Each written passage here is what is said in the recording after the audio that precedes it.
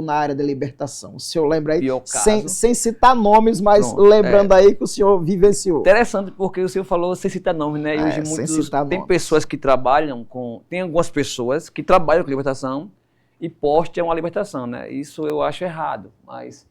O caso que a gente presenciou foi 2. Não foi aqui em Sergipe, foi em Penedo, né? Outro estado. Foi outro estado. E a gente é de lá, né? E a gente estava aqui, a gente foi fazer visita lá.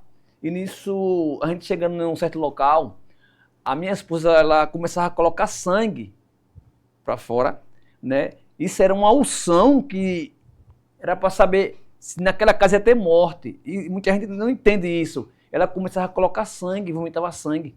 Né, meu pastor? Tem muitos casos que tem pessoas que têm uma unção que ela entra, se a pessoa tiver o câncer, aquela pessoa vai sentir, né? Vai sentir o câncer daquela pessoa. Então, a gente, quando chega nesse local, o filho desta mulher, ele se manifesta. Se manifesta e a gente dá uma ordem no nome de Jesus, né? Que ele fica amarrado. Muita gente não entende o que é amarrado, é quebrar as forças dele. Sim. Né? Muita gente diz, tem que amarrar as mãos. Não é as mãos, a mão é da gente, as garras. Na mão que tem a gente, o diabo tem garras, o demônio tem garras. E ele bota as garras para trás e fica preso. E nisso a gente dá uma ordem, né, no nome de Jesus, para onde está o que você ia fazer, né, com esta pessoa. E no momento essa pessoa vai ao quarto, entenda que esse negócio vai ao quarto e pega um revólver. Não é a pessoa, sim o demônio, né? Porque ele foi? Porque a autoridade de Jesus é maior. Se você tiver a autoridade de Deus, de Jesus, ele é maior. Vai.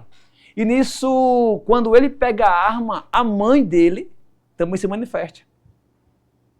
E quando a gente manda, em nome de Jesus, as garras para trás, meu pastor, é interessante que ela começou a subir as paredes só com as pernas. Olha. Só com as pernas, interessante isso. Porque muita gente não acredita. Muita gente não acredita. Né? Não acredita nisso. Só acredita quando acontece com alguém da família. Quando vivencia, principalmente no ambiente familiar. Entendeu? Aí acredita. E isso foi um dos piores. Também na cidade de Penedo, a gente foi a outra visita, que a gente rodou muito Penedo. Sim. Né? Rodou muito Penedo. E quando a gente chega nesta casa, que é na parte alta, tinha um jovem. Esse jovem andava na igreja e tudo. Né, há muito tempo, ombreiro, andava do lado do pastor. Do lado, caminhava com o pastor. E nisso, quando a gente entra na casa dele, meu pastor, ele se manifesta. Só foi entrar na casa dele, ele se manifestou. E ele disse, quem ele trouxe aqui? Eu sei quem foi que ele trouxe aqui. Foi o homem de branco. Quem é o homem de branco? Jesus. Então, você vai fazer o que aqui? E a gente tem que ter uma sabedoria. Se Jesus mandou a gente aqui, é porque algo ele tem com você. Né? Verdade. Com a pessoa, não com o que está nele.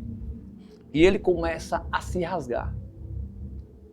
Aqui tem muita gente que assiste aquele desenho do Hulk, né? Sim, que o Hulk se rasga. As vestes.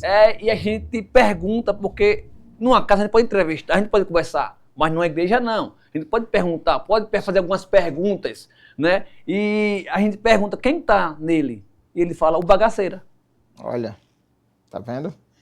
Né? Então, queridos, para você que não acredita, né, eu também já vivenciei muitos fatos de libertação dentro da igreja, até mesmo fora da igreja, em plena avenida, um dia de domingo, 2 da tarde, eu evidenciei um fato, o qual Deus, ele, pela sua autoridade constituída a minha pessoa, eu expulsei um espírito da vida de um jovem.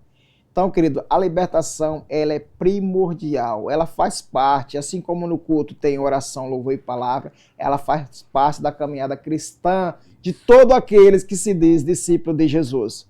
Nós somos chamados, a Bíblia diz que nós somos chamados das trevas para a sua maravilhosa luz, para que vades e anuncieis as virtudes daqueles que lhe chamou. Então nós somos chamados para isso, para manifestar o poder de Deus, a virtude do Espírito Santo, na vida de outras pessoas, para que essas venham crer no Evangelho de Cristo. E o bispo é uma pessoa que fica de prontidão nesse fato, nessa questão de libertação, né? Ele foi convidado para dar um seminário de libertação. Já vai em quantas... Vamos encerrar agora terça-feira. Foram 7 terça-feira. 7 terça-feira, olha só. 7 terça-feira. ensinando e trabalhando. Porque quando você fala das coisas ocultas das trevas, provavelmente alguém vai se manifestar, alguém vai se levantar contra, vai haver retaliações, porque a área espiritual, nós estamos tratando do assunto chamado trevas.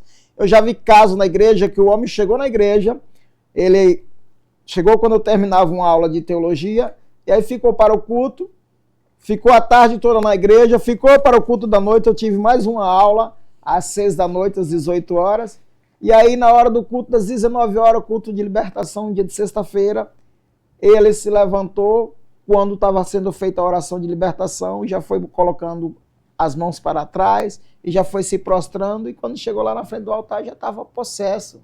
Então, queridos, isso acontece se a pessoa tem um chamado de libertação, um chamado muito forte. Pastor, existe diferença entre chamado para chamado? Lógico que sim. E tem pessoas que não é apto para fazer oração de libertação. Por que não é apto?